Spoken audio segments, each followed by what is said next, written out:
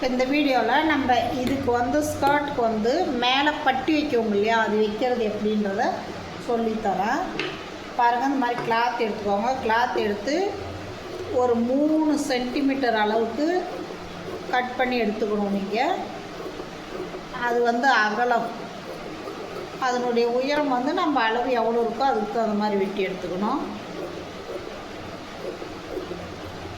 இதை கட் பண்ணி எடுத்த பிறகு இது அளவுக்கு எவ்வளோ இருக்குதுன்னு பார்த்துக்கோங்க. இது அளவு வச்சு பார்த்துக்கோங்க. பாருங்கள், இது அளவு இவ்வளோ. இப்போ இங்கே வந்து எக்ஸ்ட்ரா இது இருக்கிறது வந்து இங்கே மடிக்கிறதுக்கு வேணும். லாஸ்ட் எண்டில் இங்கே மடிக்கணும், அதே மாதிரி இந்த எண்டில் மடிக்கணும். அதுக்கு கொஞ்சம் விட்டுக்கோங்க. இப்போ இதில் நாட் போடுற மாதிரி நான் சொல்லித்தரேன் ஓப்பனில். இங்கே பாருங்கள், இப்போ இந்த சைடு வந்து நம்ம மடித்து அடிச்சுக்கலாம்.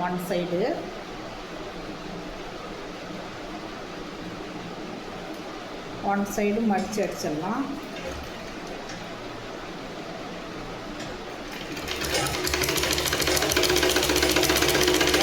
மடித்து அடிச்சுட்டு இதை எடுத்துட்டு பாருங்க, இதில் மேல் பக்கம் இப்படி வைக்கணும். மேலவே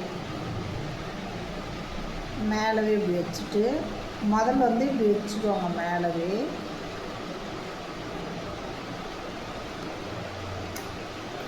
வச்சுட்டு இப்படி அடிங்க. இதை கண்டினியூ ரெண்டையும் ஒன்றா சேர்த்து ஒரே அளவு அடிச்சுன்னு வந்துடுங்க.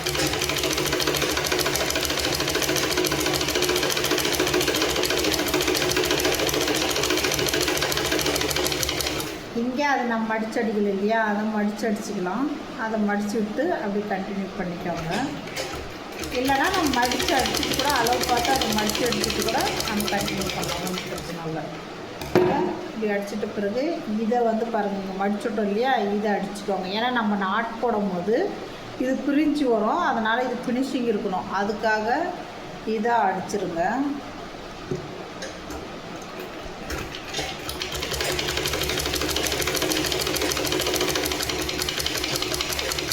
இதை அடிச்சிட்டோங்க. இதை அடிச்சிட்ட பிறகு இங்கே பாருங்கள், நாட்டுக்கு நம்மளுக்கு கேப் ஒன்றும் இல்லையாங்க, நாட்டுக்கு கேப் ஒன்றும். அதனால் என்ன பண்ணால் இங்கே பாரு, இதை வந்து இப்படி மடிச்சுட்டு